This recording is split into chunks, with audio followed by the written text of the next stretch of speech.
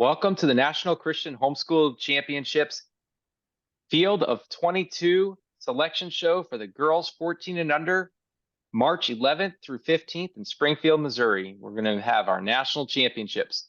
I'm Rob Flatt. I'm here with Jeremy Caldwell, who's our seating director at the NCHBC. And this is his email address on here. If you see any glaring mistakes, we do intend to do our best to address it, or at the very least, look at it. All right, let's take a quick look at the field. We got 22 teams, 10 states represented. It's a lot of flavor, a lot of fun. And I'm going to kick it to you, Jeremy. Just give us a quick breakdown of some of the things that stand out to you. It doesn't have to cover every team. We'll get a chance to do a little bit more covering as we move along. But who stands out? What stands out to you when you take a quick look at these 22 teams? Well, a quick look here in the 1 through 5 seeds. You see the CHSM Lady Knights, as they are the reigning undisputed 14U champions from last year. And then if you've watched the 10Us and the 12U shows that we did earlier, you can see Little Rock is also in the 1 through 5 seeds. And, they've done very well in the 10s and the 12 over the past few years. And then looking back in the girls 14, they were also in the Final Four last year of girls 14 of the undisputed. So they ended up losing that game in the Final Four, but nonetheless they have been there, and they're younger teams that have seen the championship game, so they know what it's like to be there now. And CHSM took home the trophy last year, so they're going to see if they can do the same again and repeat, and they've done very well. They won the district tournament at South Texas. They won the Big South Regional, so they carried some hardware, but they said they still have one more trophy they want to take home. Hey, there's going to be a few teams they got to go through to get it. As Thesa Riders, they have a really good point guard that battles against CHSM, and that was a really good game that they played at the Big South, as Thesa was the runner-up at the Big South. And Anna Chanel is their point guard, and she is a really good point guard. She's going to be probably on that All-American watch list here in a few years when she gets up to the varsity level. But it's fun to watch them, as I remember watching them last year at Nationals, and then this year again at the Regional Championship. So, over at the 6 and 11 seeds, we have EVAC from Arizona. I think they're district champion. They got CHA Flames out of Louisiana coming in as an at-large, Oklahoma Flame out of Oklahoma. And once again, MHGA Eagles, very deep team. They bring a lot of teams to nationals, a lot of different age groups. So, and if you remember a few years back, their girls 18U had a little dynasty there for a little while, and looks like they're starting to try to build that program back. And, yeah. Anxious to see what happens coming up this year. Yeah, you mentioned the Thesa Riders, and of course, Mariah Jefferson's old school or homeschool team. And Mariah went on to be the number 2 pick for I believe, San Antonio Stars, and led the Yukon Huskies to 4 straight national championships as the starting point guard.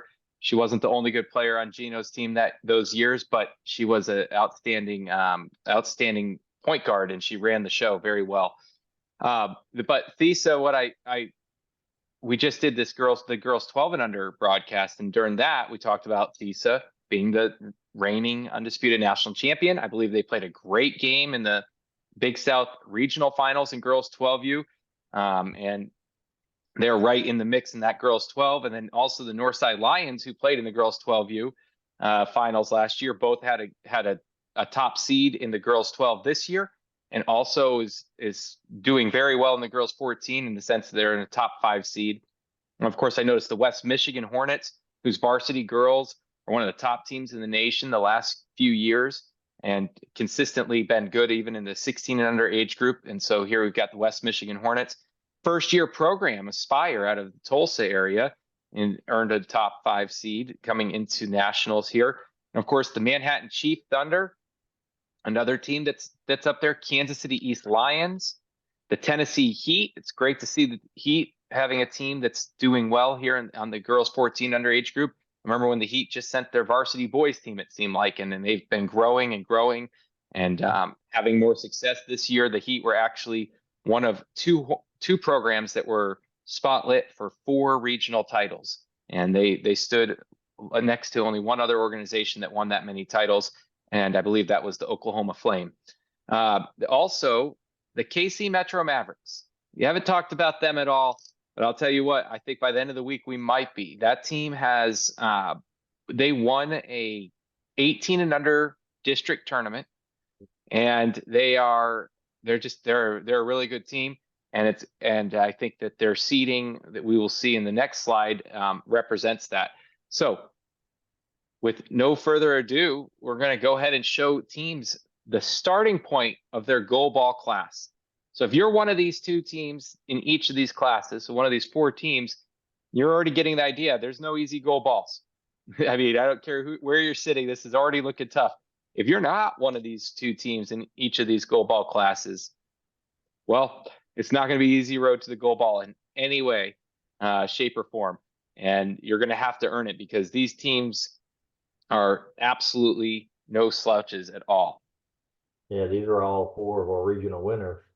And, you know, with only 2 gold ball classes, you had to pick 2 number 1 seeds and 2 number 2 seeds. And CHSM being the undisputed reigning champions from last year's nationals and winning districts and regionals this year, they're going to come in as the overall number 1 seed. But that doesn't take anything away from Tennessee Heat, who's the regional champion over at Southeast, KC Metro, who's the regional champion at the Heartland, and the Northside Lions were the regional champion over at the Midwest. So 3 through 8, you know, good luck trying to get through 2 regional champions, whichever bracket you're in. It's going to be tough, but you know, you got to show up and play the games, and nobody has a walk in the park, as we mentioned earlier on one of the other broadcasts, that you still got to play. And you know, CHSM, knowing that they're the undisputed, they're probably going to get everybody's best game, and they're going to have to stay on their toes and be ready for whoever shows up on the court, because you can't lax on any games in nationals. Every game is you know, you could slip up one little quarter and it cost you a whole game. Yeah, especially when you're in a goal ball class that's regional champion, meet regional champion. And another goal ball class, regional champion, meet regional champion. And when that's the case, then yeah, there's not a lot of room for error. There's not a big margin. I do think that there's some teams here that could very well be on a collision course, but you know what? When you're dealing with 2 regional champions right off the bat, again, there's no easy road. Let's take a quick look at how this is going to work out. If you're noticing 2 goal ball classes, what exactly does that mean? Well, with the way it's set up, all 16 teams, Division I teams, will open up we're gonna all Division I 16 teams that are in there. The National Sweet 16 will open up nationals in one of 2 goal ball classes.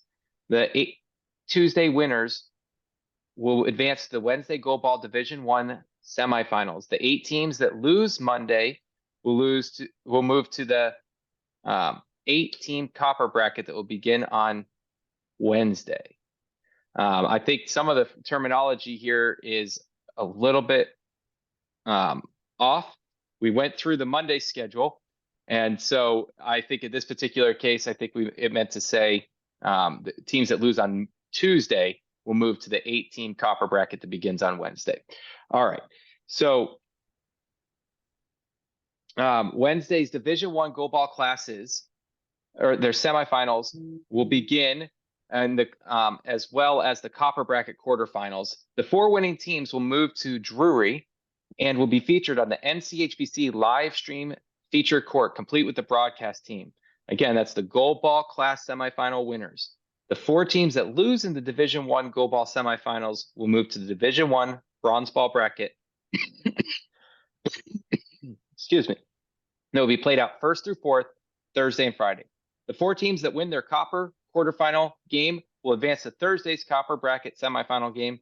The 4 teams that lose the copper bracket will move to the copper bracket consolation, or lose in the copper bracket will move to the copper bracket consolation. They'll be played out 5th through 8th, Thursday and Friday.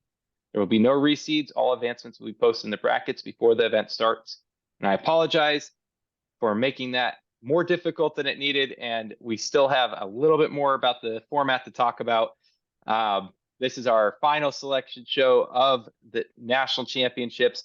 By the time this is done, we will have gone through 300 and I believe 86 teams. And we're wrapping up the seeding of 1,230 teams this basketball season, not including our 143 team volleyball tournament. It has been a great year, but it's also been a long one. And so I appreciate your patience. Let's keep it moving with Thursday and Fridays, how the days are going to break down with the format that we have. The Division I goal ball games begin on Thursday. The winning teams will advance to the national finals and will remain on Drury for Friday's undisputed national championship game. The two teams that lose in the Division I goal ball game will have earned a silver ball and will play in the silver ball showdown on Friday. The copper and bracket semifinal winners will advance to their championship game, while the two teams that lose move to their bracket's third place game. Friday, Division I goal ball showdown championship game will be played. All teams will be playing on Friday, whether that's seventh place in the copper bracket or the undisputed national championship game. Again, there will be no reseeds. The seeding will already be, or advancements will already be in brackets before the event starts. We're going to quickly go over Team USA's. And Team USA may not eliminate a team from a trophy contention, whether that's gold, silver, bronze, copper, or iron. It doesn't matter if they win or they lose on the final score in NCHC event in the opening games. The Team USA will move left regardless of what the final score says. If a Team USA is in pools, we'll let you read that, but that's not going to impact any of what we're covering right now. And also, please note, 6 will play 11, 7 will play 10, 8 will play 9 in the division play-in matchups. What does that mean? Well, 8A, 6 will evac out of Arizona will play Team USA. 7, Oklahoma Flame will play the Faulkner Falcons, and 8 versus 9 will be the Lighthouse Chargers and PT Warriors. In Class 7A, the 8-9 is the Fort Bend FBCHA Eagles, or FBCHA Eagles, and the Oklahoma City Knights. 7 versus 10 will be the Memphis MHEA Eagles versus the Wichita Defenders, and 6 versus 11 will be the CHA Flame out of Baton Rouge versus the Indy Northwest Warriors. So right off the bat, those are some great matchups. Jeremy, how about you break down the 4-5 matchups and who's waiting in those top seeds against some of these teams that will be playing play-ins? Yeah, in the Class 8A, you got the Aspire Trailblazers, which is a new team that we talked about earlier. And they're going to be playing West Michigan out of the Midwest, and Aspire coming from the Heartland. And then the 3 seed KCE Lions, they're going to be playing EVAC because the EVAC is playing a Team USA. So regardless of the score, EVAC will advance to play the KCE Lions. The Tennessee Heat, regional champion out of the Southeast, they will have to await their opponent as they will wait to see who wins between the Oklahoma Flame and the Faulkner Falcons as a 7 and 10 matchup. And then your reigning champions, the CHSM Lady Knights out of Texas from the Big South champion, they will await the winner of the Lighthouse Chargers and PT Warriors and see who has their first crack at them to try to knock off their undisputed title. And over at 7A, you're going to have Little Rock Flames from Arkansas, as they're going to match up against Manhattan Chief Thunder. And then Thesa Riders, they're going to have to await the winner of the CHA Flames, who is from Monroe, Louisiana. And they will be playing the Indy Northwest Warriors from the Midwest. So the winner of that game will match up against Thesa, and that's not going to be no easy feat playing against Anna Chanel over at Thesa. She's trying to follow in the footsteps of her older former, not teammate, but as an organization mate that you had mentioned there, Mariah Jefferson. And she's a good one to do it. And then you have the Northside Lions out of the Midwest is going to have to wait the winner of MHEA Eagles versus the Wichita Defenders. And then KC Metro, the Heartland Regional Champion, is going to have to wait and find out who wins out of the Fort Bend Eagles from Texas and the OKC Knights. So your 1, 2, and 3 seeds, for the most part, are going to have to sit back and wait. And I would imagine they're going to be at the gym watching these other games unfold to see who their opponent's going to be, doing a little scouting probably, and then see who's going to try to take down one of these regional champions. You know, right now nobody really knows who's going to play them. So while we play the games, and everybody I'm sure is going to be up for it. It's always good to face a regional champion at nationals and take your shot at it. You know, everybody always wants to go to nationals trying to make a statement, and what better statement than to come in your first game and knock off a regional champion. So Yeah, absolutely. And I apologize to CHA there. You're out of Monroe. It's, I think, the Chef team that's out of Baton Rouge. And correct. I got that confused there. Jeremy, I'm going to ask you here. I think I skipped a couple slides, which might explain that blank look I got when I was reading through Tuesdays, having not read through Mondays. Right. So I'm going to back up a little bit. And again, I'm going to keep the apology tour of today going on. This is, I went back to where we released the 4 teams, but Jeremy, did I go over Mondays, how we're going to be breaking that down? I feel like I skipped the entire Monday. Yeah, I think you read part of it and then skipped to the second when Okay. it was scattered. Well, I'm feeling some sweat beads as I've gone through this, just a little embarrassed, but we're gonna stick with it. We're gonna go back and just walk it back just a little bit or a lot. All right, so you understand 2 Division I gold balls, 1 and silver balls, 1 Division II gold ball, and 1 and silver ball, and 1 bronze ball winner in each division. I'm really sorry that we skipped past this. It explains so much more.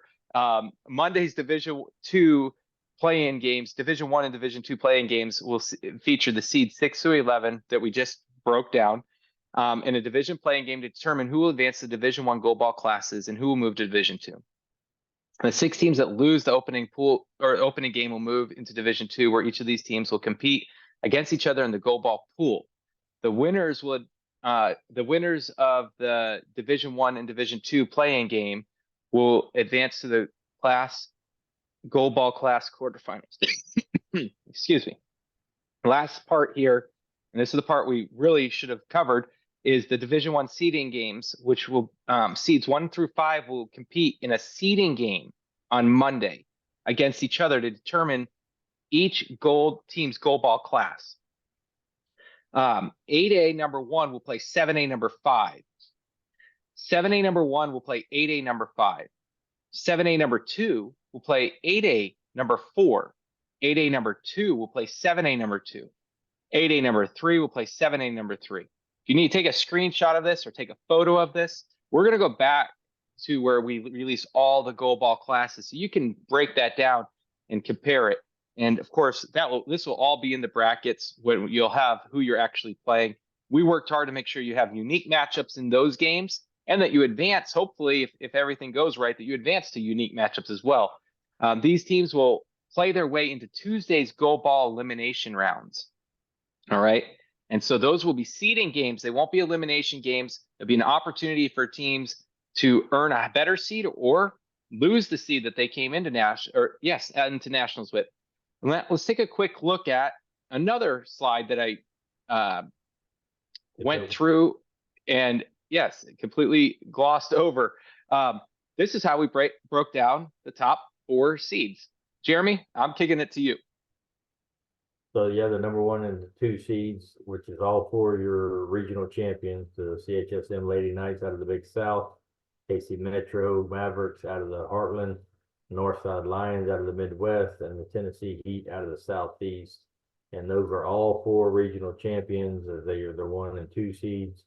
And the 3 and 4 seeds are going to be your Heartland runner-up in 3rd place, which is KC East and Aspire Trailblazers, and then your Big South runner-up in 3rd place, which is going to be Thesa Riders and Little Rock. And over these last few slides that we've done, age group-wise, we've spoken highly of Thesa and Little Rock Flames moving up in the 10 and 12, and here they are once again in the 14U team. So they're starting to make a name for themselves coming up. Yeah, absolutely. There's some girls organizations that are starting to rise to the occasion, and we're starting to see some consistency in these 10s, the 12s, the 14s. We talked about the CHSM Knights during the 12 and under and 10 and under show, and how they were successful for many years at the younger age groups. Right. Not that this was a bad year for them in 12U as you discussed, but dealing with injuries. But the bottom line is they're now seeing that success in the 18 and under as a number 2 seed going into nationals, locking up one of the 4 number 2 seeds going into nationals in the 18 and under age group. In the 16 and under age group, they're one of the favorites, if not the favorite, in the girls 16U. And here they are, the number 1 overall seed entering nationals, because the way we break this down, 8A gets the number 1 overall seed, 7A gets the number 2. Now from there, we're going to look for unique matchups as much as possible. In this particular case, I do believe there was we were able to do some seeding because it's just we had the regional champions, and so we didn't have to take as much unique matchups into consideration in the first 3 seeds. We had some flexibility, or the first 2 seeds. Once you get to the 3 seeds, right away you can see we're going to do our best to keep KC East out of KC Metros, out of their pool. Little Rock played CHSM, I believe, in the regional finals, so we're going to do our best in those spots to keep them indifferent. But we did talk about how the matchups are going to take place in these seeding games. So it's not always something we do at nationals. It's never been done, but it's not always something we do. So what that just means is that the 6 through 11 seeds are going to be earning their way into the division. The automatic teams already in Division 1, no matter what happens, win or lose on Monday, are the 1 through 5 seeds. Those 1 through 5 seeds are going to match up to determine who goes where. So 8A1 is going to play 7A5. So that's going to be CHSM versus Manhattan. The winner is going to go to 8A1. All right. 7A1 versus 8A number 5. That's going to be KC Metro versus West Michigan Hornets. The winner is going to 7A number 1. 7A number 2 versus 8A number 4. That's going to be Aspire versus Northside. Winner goes to 7A number 2. 8A number 2, Tennessee Heat versus 7A 4, Little Rock Flames. Winner goes to 8A number 2. Now, obviously, could set up a possibility that Gold Ball class could have a pair of teams that did play each other at regionals. That's not an impossible situation, but it's not how it's seeded. But if that works out that way, then so be it. And best of luck to the teams, because it's going to be a great tournament. 8A number 3 is going to play 7A number 3. That's Thesa Riders versus Kansas City East. The winner of that one, I believe, is going to go to 8A3, I believe. I don't know for sure on that, but that will be on the brackets. All right. Yeah. And so in the end, these teams will end up playing each other to set up their gold ball brackets. And I think that's going to be a phenomenal opportunity for teams to earn a better seed, or if they don't perform well, go backwards a bit. But no matter what, on Tuesday, they're going to start over with a gold ball opportunity. So I think that this about wraps up our show. I appreciate you sticking with it. And despite running into skipping a slide or 2 or 3, staying a team's location, I think at this point, I think we've had a productive opportunity to cover what we've got. But let's go ahead and say we cannot wait to see you until at nationals. Just a handful more days. Brackets will be released on March 8th. You can expect those to be released March 8th. And if you're playing a Team USA can't eliminate a team from gold ball or from championship or Division 1 contention. I think we've covered it all. Jeremy, anything else? I think we have. It's been fun seeding all these teams. This is our last selection show. We've enjoyed it. It's been a lot of late nights. Everybody have safe travels to nationals. We'll see you next week. All right. Thank you.